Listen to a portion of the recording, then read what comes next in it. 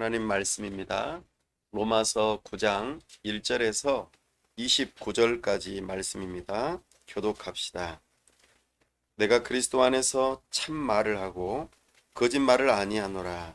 나에게 큰 근심이 있는 것과 마음에 그치지 않는 고통이 있는 것을 내 양심이 성령 안에서 나와 더불어 증언하노니 나의 형제 곧 고르게 친척을 위하여 내 자신이 저주를 받아 그리스도에게서 끊어질지라도 원하는 바로다. 그들은 이스라엘 사람이라. 그들에게는 양자됨과 영광과 언약들과 율법을 세우신 것과 예배와 약속들이 있고 조상들도 그들의 것이요 육신으로 하면 그리스도가 그들에게서 나셨으니 그는 만물 위에 계셔서 세세의 찬양을 받으실 하나님이시다. 아멘. 그러나 하나님의 말씀이 폐하여진 것 같지 않도다. 이스라엘에게서 난 그들이 다 이스라엘이 아니요 또한 아브라함의 씨가 다 그의 자녀가 아니라 오직 이삭으로부터 난 자라 내 씨라 불리리라 하셨으니 곧 육신의 자녀가 하나님의 자녀가 아니요 오직 약속의 자녀가 씨로 여기심을 받느니라. 약속의 말씀은 이것이니 백년 이때에 내가 이르리니 사라에게 아들이 있으리라 하심이라. 그뿐 아니라 또한 리브가가 우리 조상 이삭 한 사람으로 말미암아 임신하였는데 그 자식들이 아직 낳지도 아니하고 무슨 선이나 악을 행하지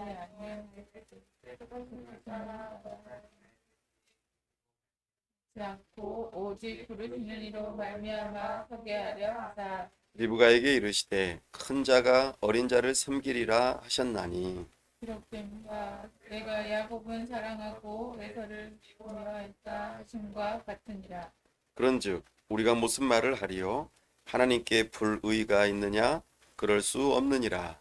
모세에게 이르시되 내가 긍휼히 여길 자를 긍휼히 여기고 불쌍히 여길 자를 불쌍히 여기리라 하셨으니 그런즉 원하는 자로 말미암음도 아니요 다른 박질하는 자로 말미암음도 아니요 오직 긍휼히 여기시는 하나님으로 말미암음이니라. 성경이 바로에게 이르시되 내가 이 일을 위하여 너를 세웠으니 곧 너로 말미암아 내 능력을 보이고 내 이름이 온 땅에 전파되게 하려 함이라 하셨으니 그런즉 하나님께서 하고자 하시는 자를 긍휼히 여기시고 하고자 하시는 자를 완악하게 하시느니라.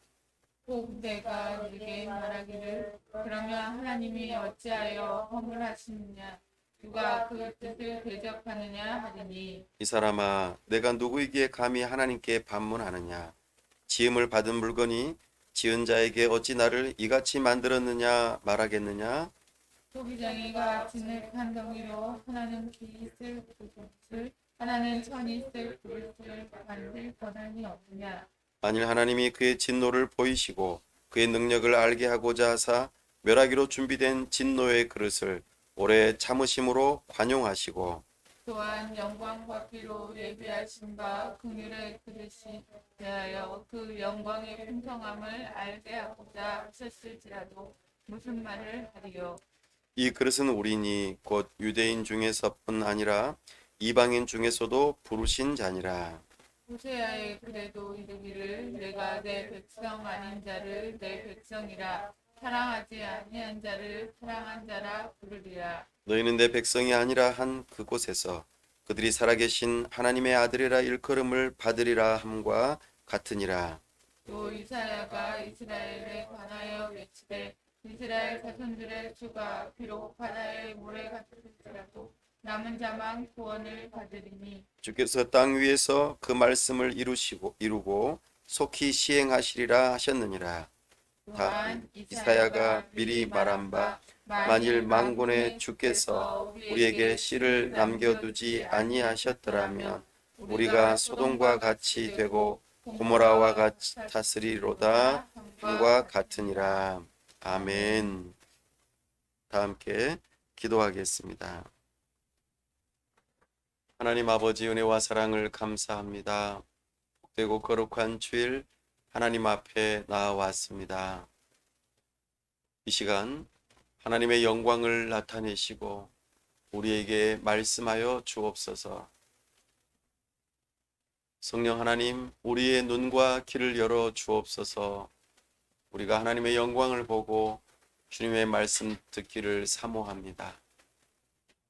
이를 통하여 우리의 심령이 뜨거워져 하나님을 가장 사랑하고 하나님을 가장 높이며 하나님의 영광을 본 자로서 그렇게 하나님 앞에 겸손하게 무릎 꿇고 손과 발을 들여 하나님께 헌신하고자 결단하는 시간 될 수 있도록 은혜 베풀어 주시옵소서. 하나님 아버지, 우리에게 교회를 세우는 놀라운 은혜를 주시고 이 일을 감당케 하시니 감사합니다.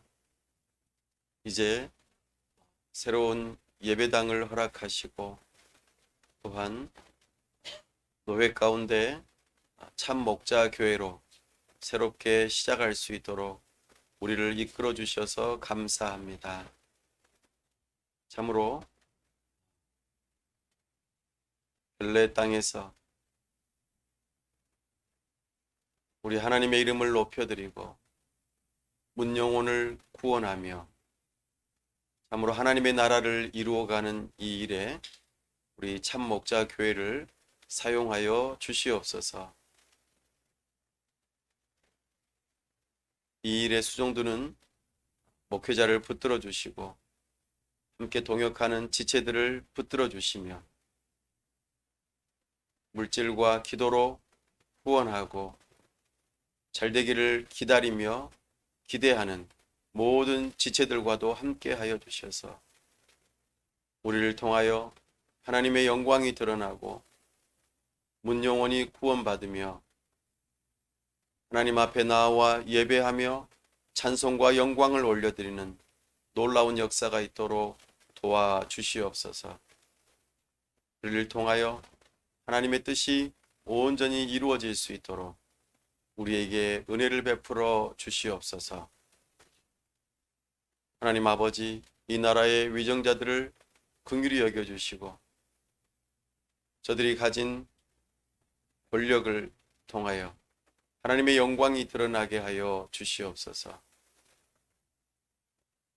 하나님의 귀한 선교사님들 붙들어 주시고 저들의 가정과 범사의 사역 위에 우리 주님의 은혜가 충만할 수 있도록 도와주시옵소서. 시간 함께 하시고 주님의 영광 나타내시기를 사모하오며 우리 주 예수 그리스도의 이름으로 기도하옵나이다. 아멘.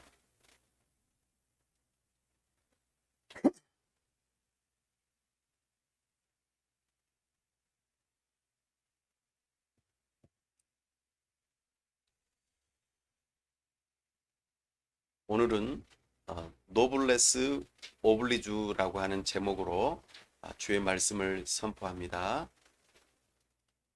방금 말했던 용어는 프랑스어로 하는 말입니다. 노블레스 오블리주. 우리 참목자 교회에 예배당이 있는 이 건물의 이름이 노블레스입니다. 앞으로 많이 기억하시라고 설교 제목을 일부러 노블레스라고 하는 말을 사용하였습니다. 노블레스. 뭔가 좀 있어 보이죠? 노블레스라고 하는 이 말은 귀족이라는 뜻입니다. 그리고 오블리주라고 하는 말은 의무라고 하는 뜻이죠. 그래서 어떤 특권을 가진 신분을 가진 사람들, 이런 사람들을 보통 노블레스 이렇게 말합니다.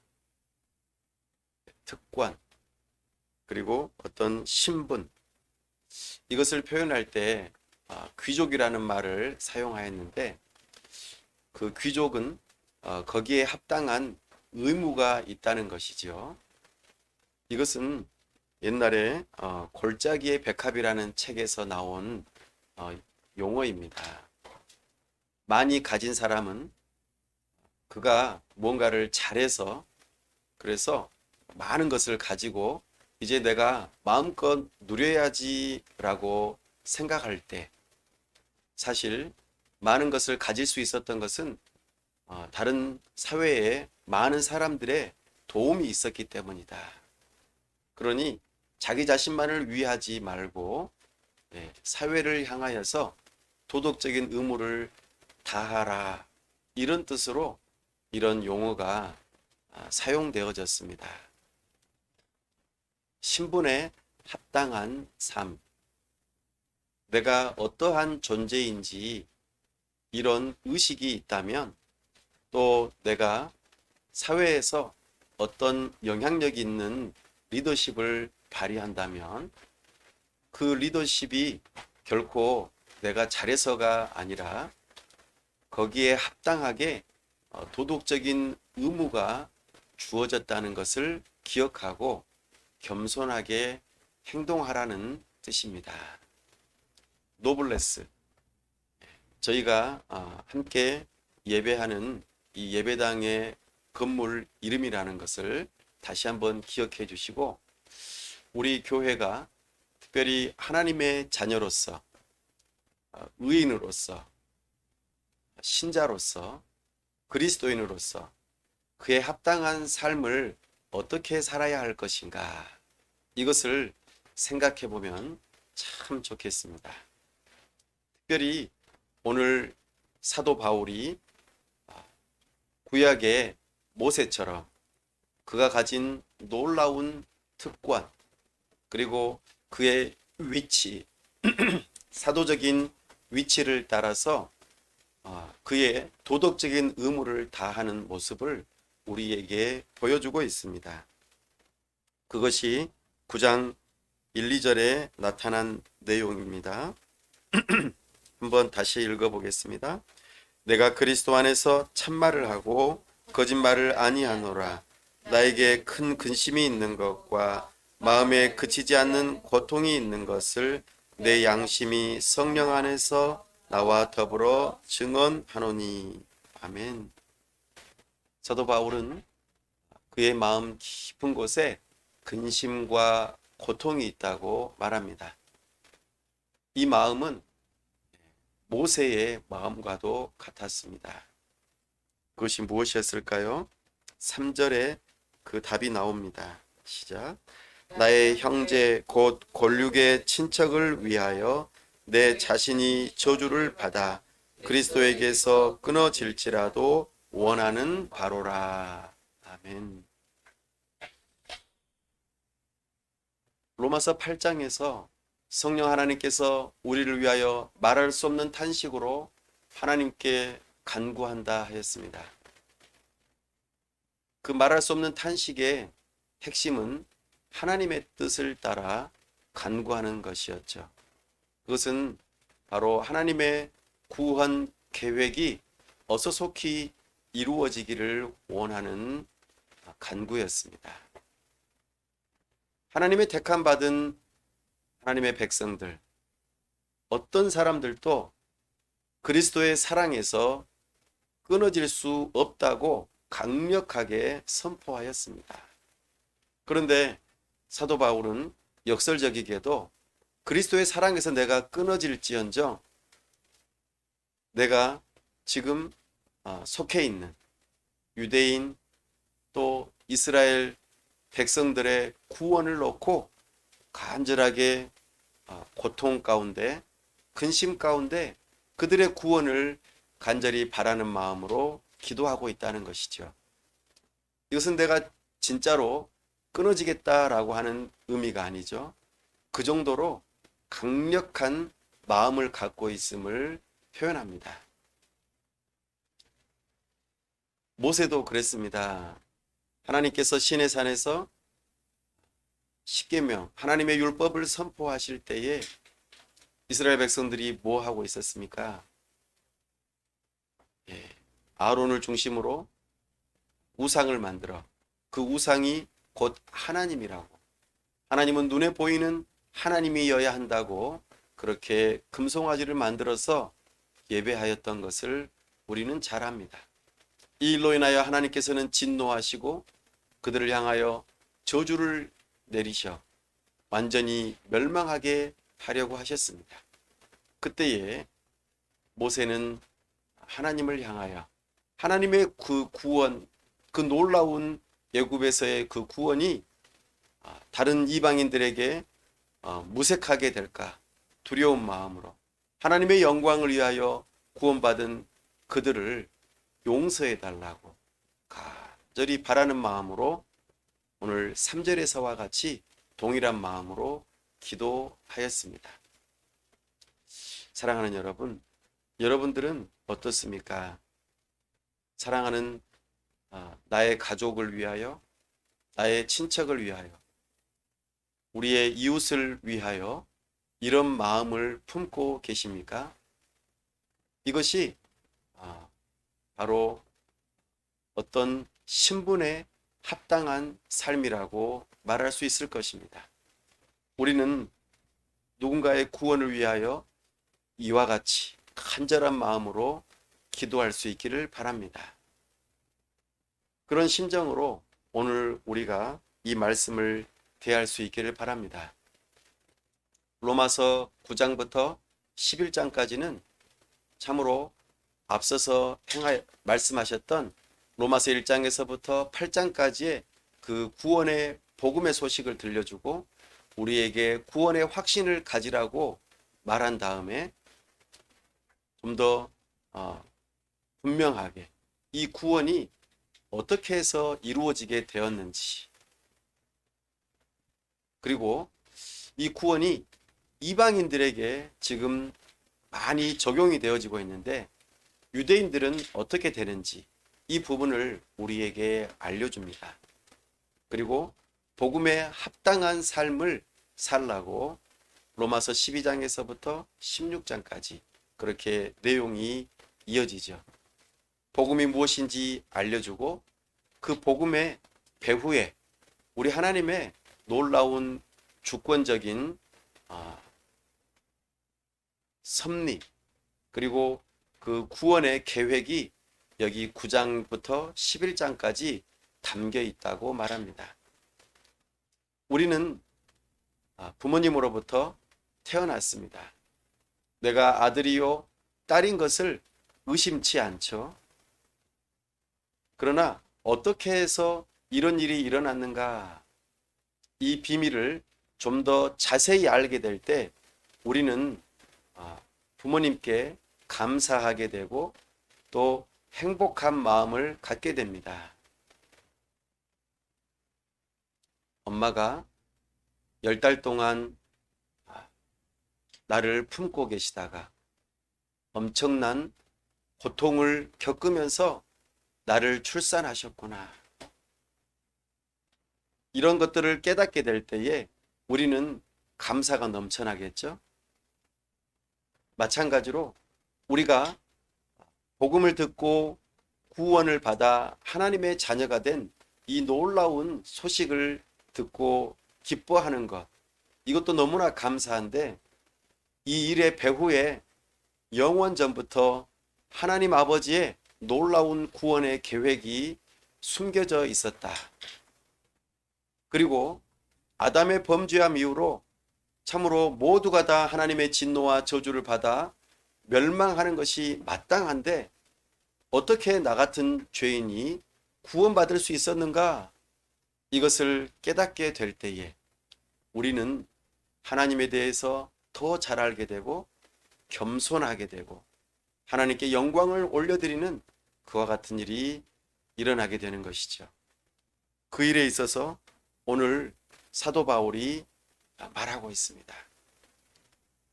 이렇게 복음을 듣고 구원을 받는 이 일에 유대인들이 가장 중심에 있었는데 이스라엘 백성들이 도대체 이 복음을 믿고 많이 구원을 받아야 되는데 그렇지 못하다는 거예요.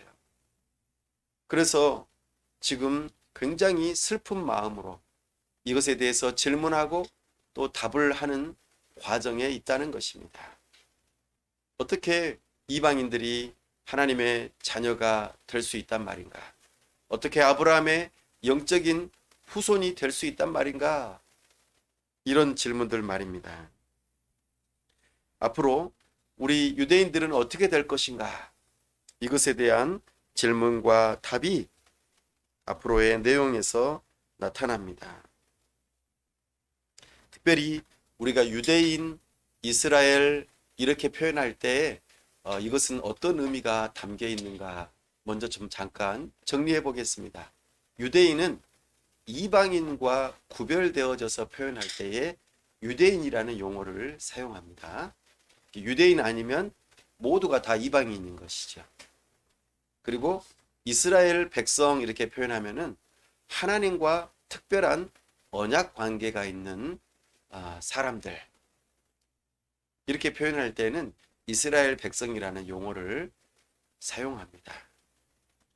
특별히 모세와 바울이 이런 놀라운 특권을 가진 자로서 자기 자신의 민족을 위하여 이렇게 간구하는 그 모습, 이 모습을 바라보면서 이스라엘 백성들이, 유대인들이 얼마나 많은 특권을 받았고 또 그로 인하여서 복음을 충분히 들을 수 있고 구원을 받을 수 있는 놀라운 특권이 있음을 말해줍니다. 이렇게 좋은 환경인데 어찌 예수님을 믿지 않을 수 있단 말인가 하면서 말이죠. 한번 4절과 5절 함께 읽어보겠습니다. 그들은 이스라엘 사람이라 그들에게는 양자됨과 영광과 언약들과 율법을 세우신 것과 예배와 약속들이 있고 조상들도 그들의 것이요 육신으로 하면 그리스도가 그들에게서 나셨으니 그는 만물 위에 계셔서 세세의 찬양을 받으실 하나님이시니라. 아멘. 네. 여기에 이스라엘 백성들 이들이 하나님께로부터 받은 놀라운 특권 8가지를 이야기해 줍니다. 이렇게 특권을 받았다면 예수님을 믿는 것은 당연한 거 아니야? 라고 생각할 수 있을 텐데 그렇지 못하다는 거예요. 그 특권에 대해서 하나씩 살펴보겠습니다. 첫 번째, 양자됨. 이스라엘 백성들은 양자됨의 특권을 받았습니다. 이것은 우리 그리스도인들이 하나님의 양자됨과 조금 구별되어집니다. 특별히 하나님과 언약 관계로서 양자가 되어졌다고 말합니다. 하나님께서 아브라함을 부르시고 그 아브라함과 언약을 맺으시면서 할례를 행하게 하시고 특별히 그렇게 언약을 통하여 하나님의 백성 되는 놀라운 특권을 가지게 되었음을 우리에게 말해주지요. 하나님께서 다른 이방인들을 이렇게 부르시지는 않으셨다는 것입니다. 그래서 이스라엘 백성들은 양자됨의 특권을 받게 되었습니다. 이렇게 할례를 받는 일을 통하여서 우리는 육체의 할례뿐만 아니라 마음의 할례도 받아야 되는구나, 새롭게 거듭나야 되는구나 이런 생각을 해야 되는데 이 특권을 그냥 몸의 할례로만 정도로만 생각하고 이런 할례를 행하면은 나는 구원받은 자야, 하나님의 백성이야 이렇게 생각했다는 것입니다. 이것은 마치 우리 그리스도인들이 세례를 받으면 유아 세례를 받으면 나는 구원을 따놓은 당상이야 이렇게 생각하는 것과 같다는 것입니다. 교회를 다니거나 직분을 받거나 또는 이렇게 세례를 받는 것이 결코 우리의 구원을 보장해 주지는 못합니다. 진정으로 거듭나야만 우리가 하나님의 아들, 딸로 새롭게 태어나야만 구원받을 수 있죠. 외적인 행동이 우리를 결코 구원해 주지 못합니다.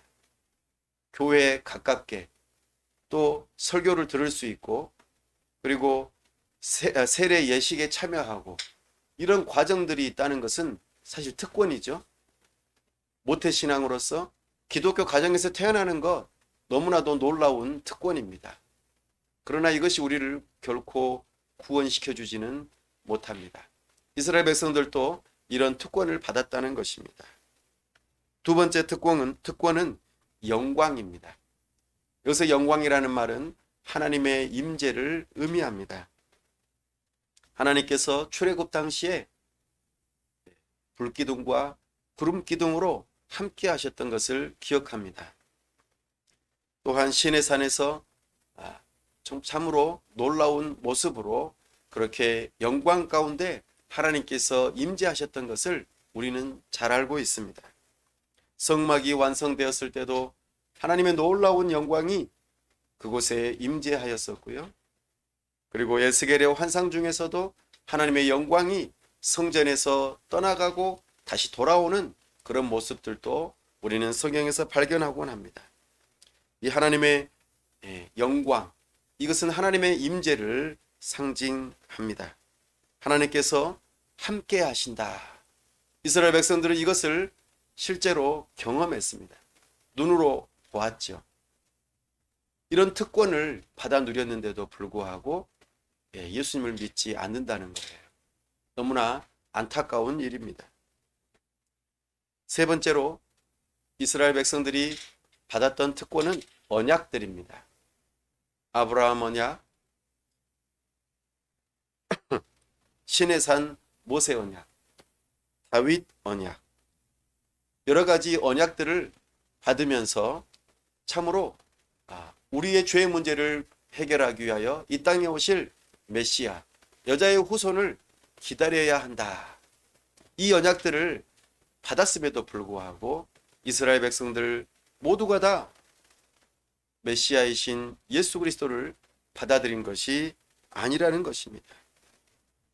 하나님의 백성답게 그렇게 살아갈 언약들, 우리에게 구원자이신 메시아가 오신다는 이 언약들을 충분히 받고 이것들의 가치를 깨달았다면 참으로 하나님의 구원받은 백성들이 되었을 텐데 이 특권을 그만 놓치고 말았다는 것이죠. 네 번째 특권은 무엇입니까? 율법을 세우신 것입니다. 율법을 세우셨다라는 것은 율법을 주셨다라는 것입니다. 하나님께서 율법을 어떻게 주셨죠? 시내산에서 하나님께서 영광 가운데 말씀하셨어요. 신명기 4장 36절에서는 불 가운데서 나오는 그 하나님의 말씀을 듣게 하심으로 하나님의 율법을 받았다라고, 율법을 세우셨다라고 말씀하십니다. 하나님의 음성을 귀로 들었다는 것, 이건 놀라운 특권 아닙니까? 이런 특권을 받았음에도 불구하고 예수님을 믿지 않는다는 거예요. 참으로 안타까운 일입니다. 이스라엘 백성들이 또 받았던 특권 가운데 하나가 바로 예배입니다.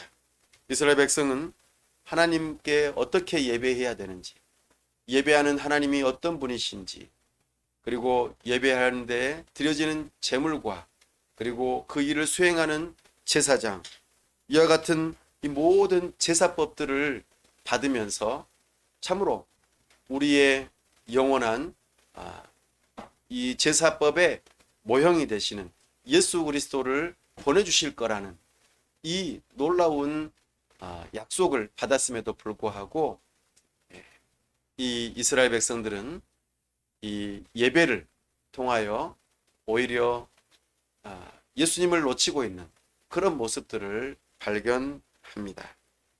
여섯 번째 특권은 약속들입니다. 이 약속은 아까 말씀드렸던 메시아에 대한 약속이지요. 모세오경에서부터 계속해서 여자의 후손을 보내주겠다라고 했던 이 약속들이 이스라엘 백성들에게 주어졌습니다. 이 약속을 믿고 신뢰하고 기다렸던 사람들, 메시아가 오셔서 우리를 구원하실 것이다.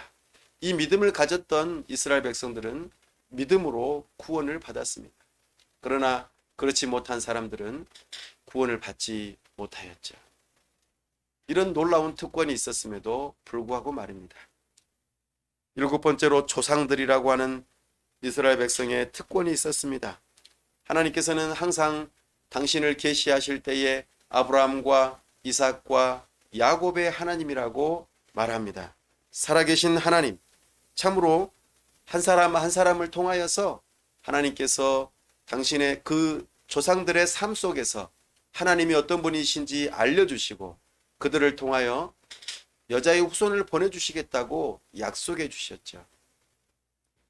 그래서 아브라함의 삶을 보면은 하나님을 알 수 있고, 이삭의 삶을 보면은 하나님을 알 수 있으며, 야곱의 삶을 통하여 하나님을 알 수 있는데, 그러니까 그들의 인생의 이야기 속에서 참으로 구원자이신 메시아가 어떻게 올 것인지, 또 그들의 삶이 어떻게 메시아의 모습을 투영하는지 그렇게 살펴볼 수 있는데도 불구하고 이스라엘 백성들은 그 조상들을 통하여서 메시아를 바라보지 못하였습니다. 사랑하는 여러분, 여러분들은 여러분들 안에 예수 그리스도께서 계십니까?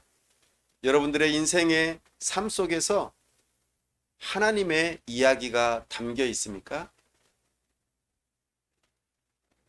나의 이야기를, 나의 삶의 이야기를 누군가에게 들려줄 때에 거기에 복음을 들려줄 수 있느냐 그 말입니다.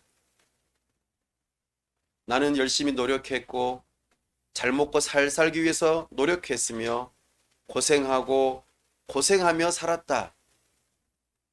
내가 너희들을 위해서 얼마나 희생했는지 아느냐 라는 정도로만 우리의 인생의 이야기를 끝낸다면 우리는 진정으로 예수님을 만난 사람이 아닐 수도 있습니다.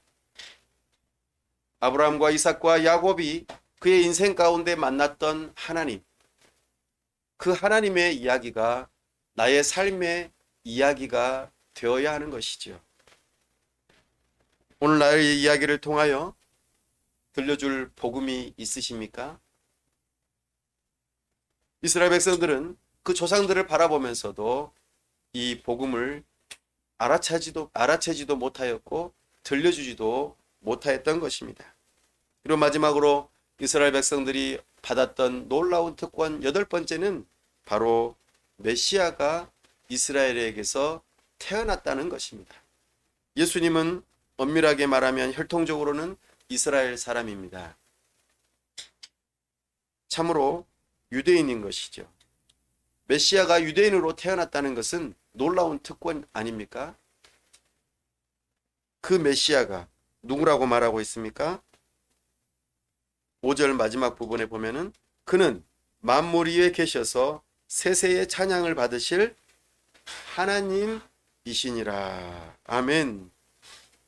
이 놀라운 특권을 받았는데 이스라엘 백성 입장에서 보면 이분이 바로 우리의 구원자이시구나 라고 알아볼 수 있어야 되는데 이 놀라운 특권에 합당하게 참된 믿음을 가지지 못하였다는 것입니다.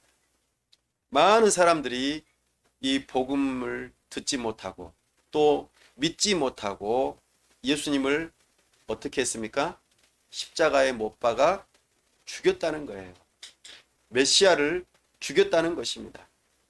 이 안타까운 일이 지금 일어나는 것을 볼 때에 사도 바울의 마음이 얼마나 아프겠습니까?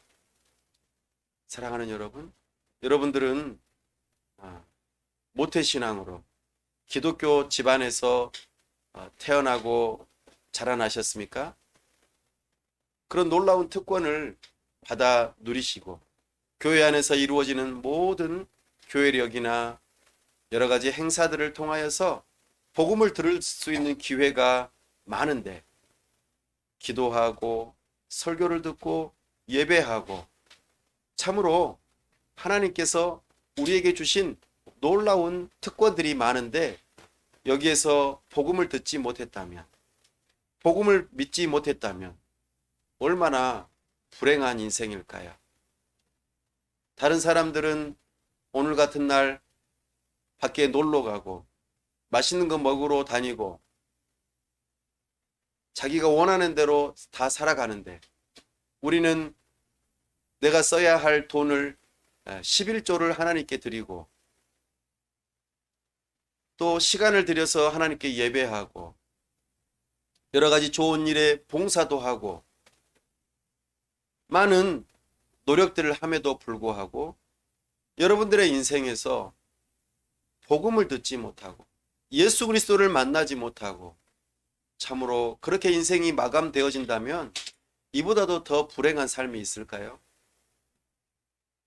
이것에 대해서 우리 부모는, 우리 할아버지 할머니들은 울어야 합니다. 저 아이들이 복음을 듣지 못하고 있구나. 이 특권을 누리지 못하고 있구나. 우리 부모가 해야 할 일은 자녀를 위하여 우는 일입니다. 이 바울의 마음처럼 말이죠. 모세의 마음처럼 말이죠. 놀라운 특권을 받아 누림에도 불구하고 참으로 예수 그리스도의 복음을 듣지 못하는 이 안타까운 현실, 이것이 너무나도 슬프다는 것이죠. 사랑하는 여러분,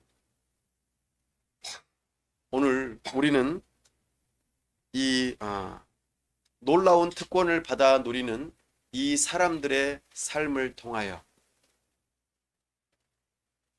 참으로 복음을 듣고 구원에 이르는 놀라운 역사가 있기를 바랍니다. 여러분의 기도가 헛되지 않기를 바랍니다. 오늘 이렇게 설교하는 이 일이 결코 헛되지 않기를 바랍니다. 구원의 복음의 부르심이 여러분들에게 들려져 참으로 회개하고 참된 믿음을 가져 구원에 이르는 놀라운 은혜가 있기를 바랍니다. 그래서 지금 사도 바울이 이런 상황 속에서 안타까운 마음을 가지고 이렇게 바라는 마음으로 기도하는 것이죠. 이때에 우리는 의문점이 듭니다. 이런 특권을 가지고 있는데 하나님의 구원 약속이 유대인들을 향한 이 약속이 실패한 것 아니야? 하나님께서 좀 사람들을 구원하는 일에 있어서 마음이 바뀌셨나? 이런 생각이 들지도 모르겠습니다. 이런 생각에 대해서 사도 바울이 질문하고 답을 하죠. 6절 한번 읽어보겠습니다. 시작. 그러나 하나님의 말씀이 폐하여진 것 같지 않도다. 이스라엘에게서 난 그들이 다 이스라엘이 아니요. 아멘. 네. 그러니까 아브라함의 혈통을 받아서 태어난 모든 사람이 다 이스라엘 백성, 그러니까 하나님의 구원받은 백성은 아니라는 것이죠. 그러니까 혈통으로 되는 것은 아니구나 라는 것을 우리에게 알려줍니다. 그렇다면 하나님의 백성은 어떻게 되는가? 그것에 대해서 사도 바울은 하나님의 주권적인 선택에 달려 있다고 말합니다. 우리가 지난 시간 구원, 황금의 목걸이라고 하는 제목으로 설교를 들을 때에 5가지가 기억나십니까? 목걸이에 5가지 중요한 고리. 첫 번째는 하나님의 미리 아심. 두 번째는 하나님의 미리 선택하심. 세 번째는 하나님의 부르심. 네 번째는 하나님께서 우리를 의롭게 하심. 5번째는 우리를 영화롭게 하심이라는 것입니다. 이것에서 두 번째, 하나님께서 우리를 미리 선택하셨다는 것, 이것에 대한 이야기를 통하여서 하나님께서 어떤 사람을 선택하고 어떤 사람을 유기하시는가, 어떤 사람을 취하시고 어떤 사람을 버리시는가, 이것에 대한 이야기를 통하여 비록 아브라함의 혈통을 이어받은 사람일지라도 구원받지 못하는 그 이유가 있다는 것을 설명해 주고 있습니다. 그것이 바로 하나님의 주권적인 선택입니다. 하나님께서 이스라엘을 향하여서 내가 너희들을 택하였고 너희들을 구원하여 나의 백성으로 삼았다라고 할 때에 이것이 만약에 취소된다면 우리 이방인들도 잘못하면은 우리의 구원이 취소될 수 있다는 생각이 들 수 있어요. 그러면 안 되겠죠. 굉장히 심각해집니다. 만약에 그렇게 된다면 사도 바울이 로마서 1장에서 4장까지 복음은 이것입니다. 그러니 여러분 꼭 믿으십시오 라고 했어요. 예. 그렇죠? 그리고 여러분들이 믿었다면 여러분은 하나님의 자녀요, 의로워진 하나님의 구원받은 백성입니다 라고 말을 해줬어요. 그 확신을 5장에서부터 8장까지 이야기를 해줬단 말이에요. 근데 이것이 흔들릴 수가 있다고요. 거짓말이 될 수가 있다는 거예요. 그러나 그렇지 않다는 것을 말하기 위해서 우리에게 방금 이야기하는 것입니다. 하나님의 말씀이 폐하여진 것이 아니다. 이스라엘에게서 난 자들이 다 이스라엘이 아니다. 그러니까 혈통적으로 났다고 해서 다 구원받은 하나님의 백성은 아니다라고 말하고 있습니다. 그러니까 하나님의 약속은 결코 안 지켜지는 것이 아닙니다. 반드시 지켜진다는 것이지요. 그것에 대한 이야기로 예를 들어서 두 가지 예를 들어서 설명을 해줍니다. 먼저 7절 읽어보겠습니다. 또한 아브라함의 씨가 다 그의 자녀가 아니라 오직 이삭으로부터 난 자라야 내 씨라 불리리라 하셨으니 아멘. 네. 그러니까 첫 번째로는 이스마엘과 이삭의 이야기를 통하여서 하나님께서 선택하신 사람이 있다는 거죠. 근데 이스마엘과 이삭 중에서 하나님께서는 누구를 선택하셨나요? 예, 잘 모르시겠으면 8절과 9절 읽어보겠습니다. 시작. 곧 육신의 자녀가 하나님의 자녀가 아니요 오직 약속의 자녀가 씨로 여기심을 받느니라. 약속의 말씀은 이것이니 명년이 때 내가 이르리니 사라에게 아들이 있으리라 하심이라. 아멘. 그러니까 하나님의 약속을 따라 태어난 아들이 이스마엘인가요? 이삭인가요? 이삭입니다. 하나님의 약속의 근거에서. 그러니까 혈통적으로 아브라함의 씨는 맞죠? 아빠는 아브라함이에요. 그러나 엄마가 다르죠. 하갈과 사라란 말이죠. 그러나 하나님께서는 아브라함과 사라를 통하여서 태어나게 되는 아들 이삭이 바로 나의 약속된 백성이다. 이렇게 말을 해줍니다. 그러면은 이스마엘은 지금 이제 저기 어딥니까? 아랍 국가의 그런 이루는 조상이니까 아랍 국가에서 태어난 모든 사람들은 구원받지 못하는 걸까요? 그건 또 아니죠. 우리는 오해할 수 있습니다. 유대인들 여기서 이제 오해하는 것이 그러면은 나는 아브라함의 혈통을 따라서 이삭 또 야곱 그 계통을 따라서 태어났으니까 나는 당연히 하나님의 자녀일 거야 라고 생각한다는 것이죠. 그래서 그 오해를 종식시키기 위해서 그 다음에 또 하나의 예를 들어서 설명하고 있습니다.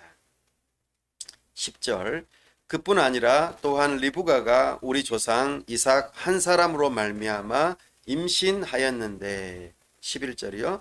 그 자식들이 아직 나지도 아니하고 무슨 선이나 악을 행하지 아니한 때에 택하심을 따라 되는 하나님의 뜻이 행위로 말미암지 않고 오직 부르시는 이로 말미암아 서게 하려 하사. 아멘. 여기서는 또 하나 예를 드는 게 이번에는 아버지도 같고 어머니도 같아요. 근데 쌍둥이가 태어났죠. 에서와 이삭이에요. 그죠? 엄마 뱃속에서부터 벌써 두 국민이 나누어졌대요. 다시 말해서 하나님의 택함 받은 백성이 있고 하나님의 택함 받지 못한 백성이 있다는 거예요. 첫째 아들 에서에게서 태어난 사람들은 하나님의 택함 받은 백성들이 아니라는 거예요. 이상하다. 아버지도 같고 어머니도 같은데 왜 이렇게 달라질 수가 있지? 어떻게 된 거야? 라고 할 수 있다는 것이죠. 그때에 혈통적으로 하나님의 백성이 되는 게 아니라는 것을 확실하게 설명해 줍니다. 그럼 어떻게 해요? 하나님의 주권적인 선택에 의해서 하나님의 백성이 된다는 것을 우리에게 말해줍니다. 에서하고 야곱이 엄마에게서 태어날 때에 나쁜 짓을 했을까요? 나쁜 짓을 하기도 전부터 그러니까 하나님께서는 영원 전부터 사람을 선택하셨다는 거예요. 어떻게 이럴 수가 있죠? 바로 이것이 하나님의 주권적인 선택이라는 것입니다. 12절과 13절 읽어보겠습니다. 리브가에게 이르시되 큰 자가 어린 자를 섬기리라 하셨나니 기록된 바 내가 야곱은 사랑하고 에서는 미워하였다 하심과 같으니라. 아멘. 참으로 이삭은 에서를 좋아했어요. 그래서 그에게 장자권을 인정하고 또 거기에 합당한 축복을 해주려고 하였어요. 근데 하나님의 생각은 달랐죠. 사기꾼과도 같은, 오히려 야곱에게 하나님께서는 장자권을 주시고자 하고 그를 하나님의 백성으로 구원받은 하나님의 자녀로 삼으려고 하셨다는 거예요. 이것이 바로 하나님의 주권적인 선택이고 부르심입니다. 하나님께서 특별히 유대인들, 이스라엘 백성들을 향한 하나님의 구원 계획은 결코 실패하지 않습니다. 하나님은 영원히 신실하시기 때문에 그 약속하신 것을 지키시되 하나님의 택하신 백성, 하나님께서 부르시는 백성은 결코 구원이 취소되거나 없어지지 않는다고 말씀하십니다. 그래서 육신으로 태어난 이스라엘 백성들, 유대인들이 다 이스라엘 백성이 참된 구원받은 이스라엘 백성이 아니요, 하나님의 선택하시고 부름받은 특별한 하나님의 백성들이 있다는 것이죠. 이것은 오늘날 이 신약 시대에도 마찬가지입니다. 우리 이방인들 가운데 참으로 하나님의 약속을 믿는 믿음으로 구원받는 하나님의 자녀들이 있다는 거예요. 이것이 하나님의 주권적인 선택에 근거합니다. 이걸 바꿔 말하면 교회를 다 다닌다고 해서 구원받는 것은 아니라는 거예요. 눈에 보이는 교회 안에는 참된 신자도 있고 불신자도 있어요. 겉으로는 알 수가 없어요. 그러나 하나님께서는 아시죠. 눈에 보이지 않는 교회, 참된 신자들로만 이루어진 눈에 보이지 않는 교회로는 그들은 결단코 구원이 취소되거나 배신자가 되지 않는다는 것입니다. 하나님의 약속의 자녀들이기 때문입니다. 자, 그러면은 궁금해지죠? 나는 진짜 하나님의 택함 받은 백성인가? 나는 하나님의 자녀인가? 나는 참된 신자인가? 이런 것들이 점점 궁금해질 것입니다. 우리는 하나님의 택함 받은 백성이라면 참으로 참된 교회요, 구원받은 하나님의 백성일 것입니다. 하나님께서는 이 일들을 이루시죠. 자, 우리 14절 말씀 읽어볼까요? 그런즉 우리가 무슨 말을 하리요? 하나님께 불의가 있느냐? 그럴 수 없느니라. 하나님께서 주권적으로 누군가를 선택해서 구원하신다라고 하는 말을 들을 때에 여러분들 좀 불공평하십니까? 하나님, 누구는 선택하시고 누구는 선택하지 않으면 어떡합니까? 하나님 불공평한 거 아니에요? 라고 질문할 수도 있을 것입니다. 이것에 대해서 사도 바울이 답변을 해주려고 하면서 지금 방금 우리가 읽었던 말씀처럼 하나님 불의하신 거 아닙니까? 라고 하는 거죠. 그럴 때에 그럴 수 없느니라고 말합니다. 하나님께서 구원하시는 그 구원에 있어서 특별히 하나님의 그 구원의 기준은 하나님의 주권적인 선택이에요. 사람의 행동에 달려있지 않다는 것입니다. 우리 15절부터 한번 쭉 18절까지 읽어보겠습니다. 시작. 그런즉 우리가 무슨 말을 하리요? 하나님께 불의가 15절입니다. 시작. 모세에게 이르시되 내가 긍휼히 여길 자를 긍휼히 여기고 불쌍히 여길 자를 불쌍히 여기리라 하셨으니 그런즉 원하는 자로 말미암음도 아니요 다른 박지라 하는 자로 말미암음도 아니요 오직 긍휼히 여기시는 하나님으로 말미암음이니라. 성경이 바로에게 이르시되 내가 이 일을 위하여 너를 세웠으니 곧 너로 말미암아 내 능력을 보이고 내 이름이 온 땅에 전파되게 하려 함이라 하셨으니 그런즉 하나님께서 하고자 하시는 자를 긍휼히 여기시고 하고자 하시는 자를 완악하게 하시느니라. 아멘. 하나님의 주권적인 선택은요, 하나님의 긍휼과 사랑에 근거합니다. 이것이 하나님께서 우리를 선택하시는 기준입니다. 예를 들어 달리기를 잘하는 사람을 하나님께서 구원하시겠다라고 한다고 생각해 보십시오. 그럼 달리기 못하는 사람은 구원 못 받겠죠. 잘생긴 사람 기준으로 내가 구원하겠다라고 한다면 잘생긴 사람은 구원받고 못생긴 사람은 구원을 못 받겠죠. 많이 가진 사람이 구원받는다라고 한다면 어떻게 될까요? 대부분의 사람들은 가난하기 때문에 구원받지 못할 것입니다. 이것이 기준이 아니에요. 사람이 구원받는 그 기준은 하나님의 긍휼입니다.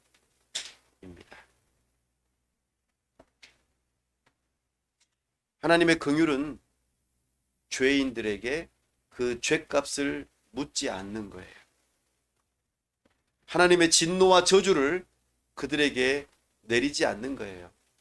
원래 사람은 모두가 다 자기 자신의 죄값을 따라서 하나님의 진노와 저주를 받아야 돼요.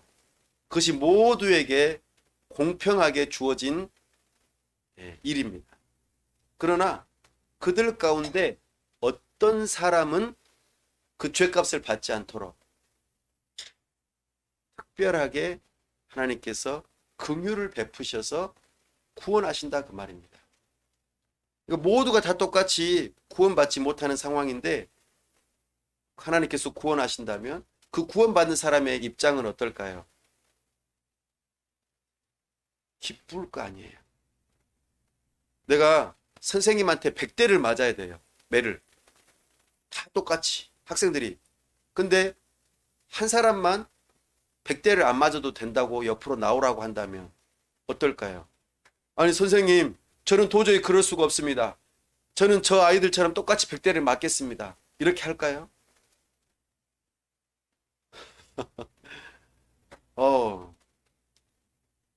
하나님께서 긍휼을 베푸시는 것이 바로 이와 같습니다.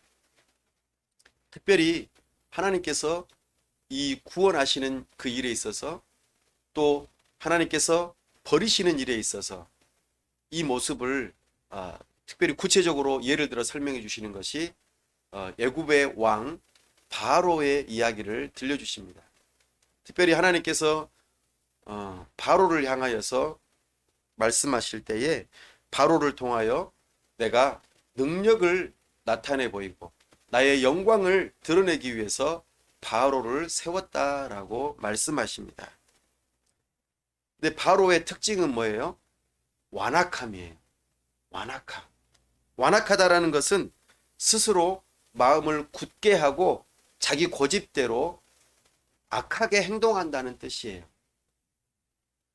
근데 이 일이요, 바로 자기 스스로 완악해지기도 하고 또 하나님께서도 그를 완악하게 했다라고 두 가지로 말씀하세요. 이게 무슨 뜻일까요?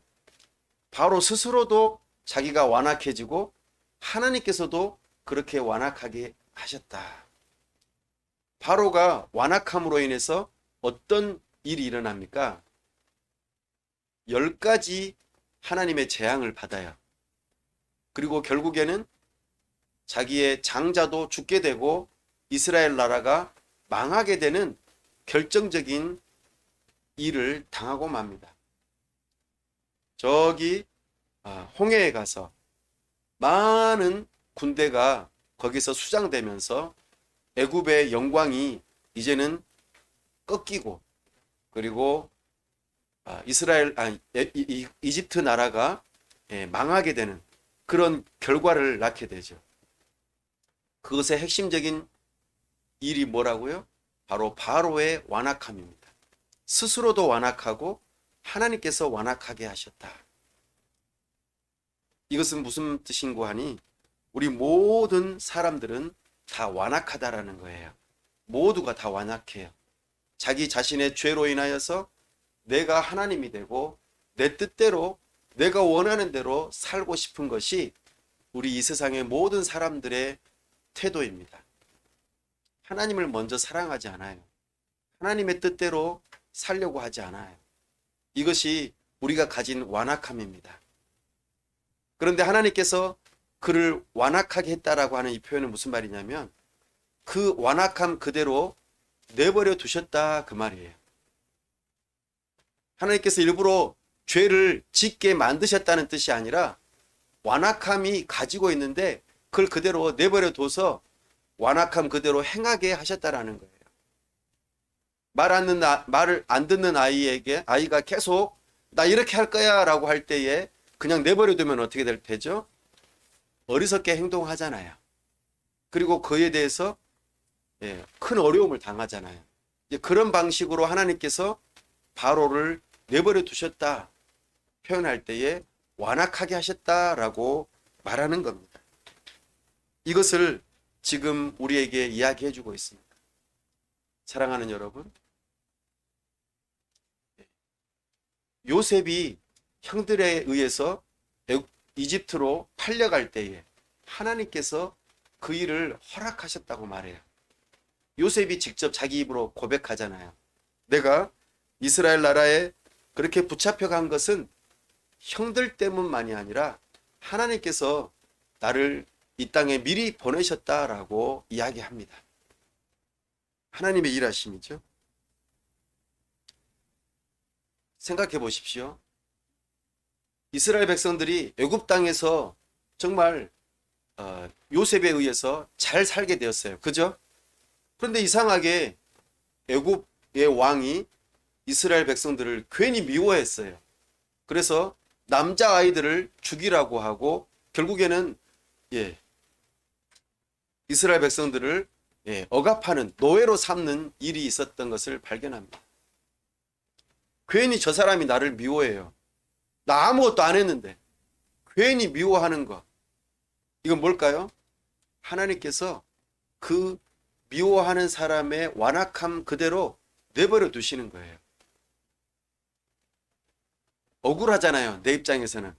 그러나 이 일이 하나님의 섭리 가운데 담겨 있다는 것입니다.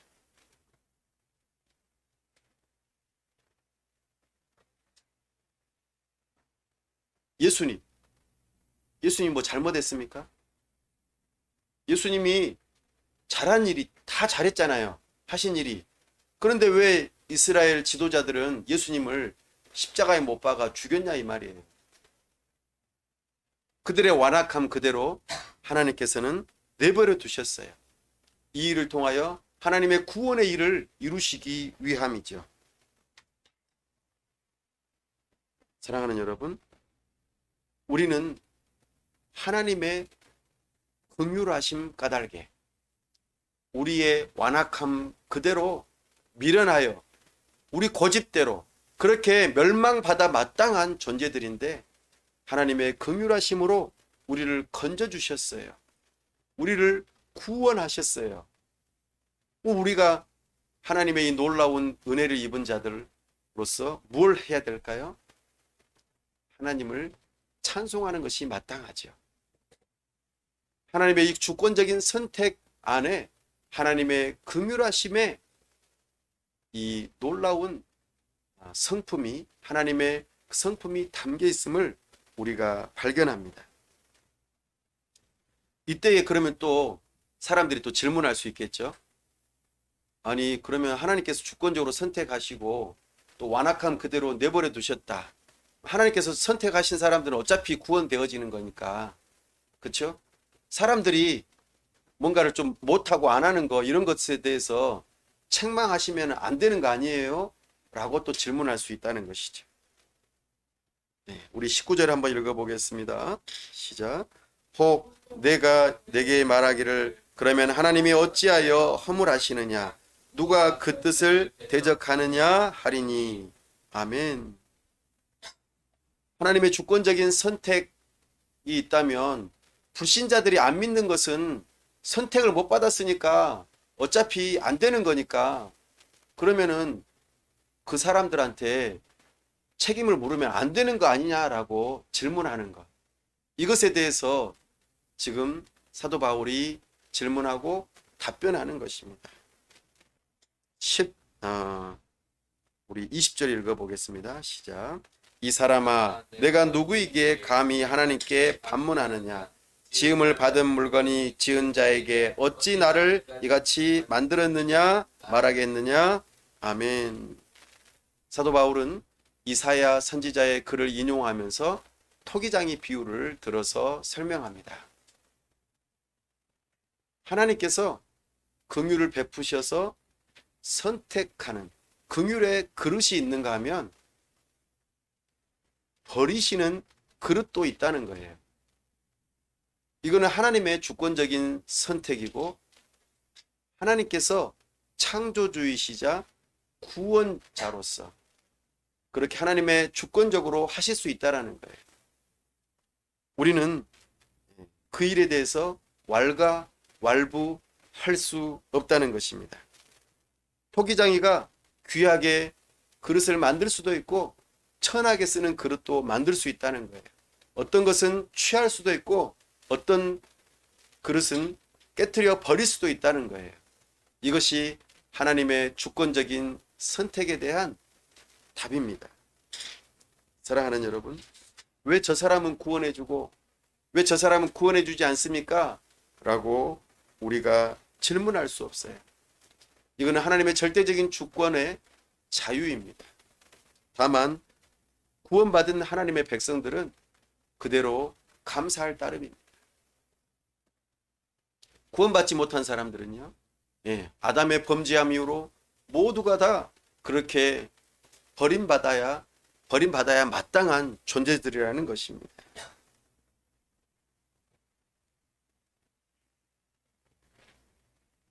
우리 21절에서 23절까지 읽어보겠습니다. 토기장이가 진흙 한 덩이로 하나는 귀 쓸 그릇을 하나는 친히 쓸 그릇을 만들 권한이 없느냐. 만일 하나님이 그의 진노를 보이시고 그의 능력을 알게 하고자 하사 멸하기로 준비된 진노의 그릇을 오래 참으심으로 관용하시고. 좀 더요. 또한 영광 받기로 예비하신 바 긍휼의 그릇에 대하여 그 영광의 풍성함을 알게 하고자 하셨을지라도 무슨 말을 하리요. 아멘. 하나님께서 진노의 그릇을 향하여서도 관용하신다고 말씀하십니다. 긍휼을 베푸시는 그 영광의 그릇을 향하여서도 하나님께서는 그들을 은혜를 베푸신다고 말씀하십니다. 이 모든 것은 하나님의 주권적인 뜻이고 이 계획이 구약에서부터 계속해서 사람들에게 알려졌고 그리고 그 일이 오늘날 실현되고 있다고 말하는 것입니다. 사도 바울은 이것을 호세아서 말씀을 인용하면서 좀 더 구체적으로 언약이 실행되는 것을 우리에게 알려줍니다. 25절 호세아의 글에도 이르기를 내가 내 백성 아닌 자를 내 백성이라 사랑하지 아니한 자를 사랑한 자라 부르리라. 너희는 내 백성이 아니라 한 그곳에서 그들이 살아계신 하나님의 아들이라 일컬음을 받으리라 함과 같으니라. 아멘. 사랑하는 여러분, 이 호세아 선지자는 북이스라엘이 하나님을 향하여서 반역하고 우상 숭배하는 일로 아시리아의 포로로 붙잡혀 갔는데 다시 회복될 것에 대한 예언의 말씀을 호세아가 하였습니다. 그러나 사도 바울은 이것을 이렇게 해석합니다. 바로 하나님께서 구원하시는 그 백성이 그 북이스라엘이라고 표현되어진 그들이 곧 누구인가? 바로 유대인들의 입장에서 생각했을 때 천국의 불쏘시개에 지옥의 불쏘시개에 해당되는 그 이방인들, 이들이 바로 하나님의 아들, 딸들이 될 것이라고 말하고 있는 것입니다. 하나님의 구원받지 못할 거라고 여겨졌던 이방인들이 하나님의 아들, 딸, 백성으로 구원받게 될 것이라고 말하는 것이죠. 하나님께서 사랑한 자들, 그들이 바로 이방인들이라고 말하고 있습니다. 사도 바울은 이 말씀을 통하여 참으로 유대인들이 예수님을 메시아로 믿지 아니하고 이방인들이 오히려 더 많은 사람들이 구원을 받고 하나님의 백성이 되는 그 근거를 여기에서 제시하고 있습니다. 하나님께서는 유대인들만의 하나님이 아닙니다. 어느 한 민족의 하나님만이 아닙니다. 만유의 주가 되시죠. 모든 만물을 다 지으시고 모든 사람들의 하나님이십니다.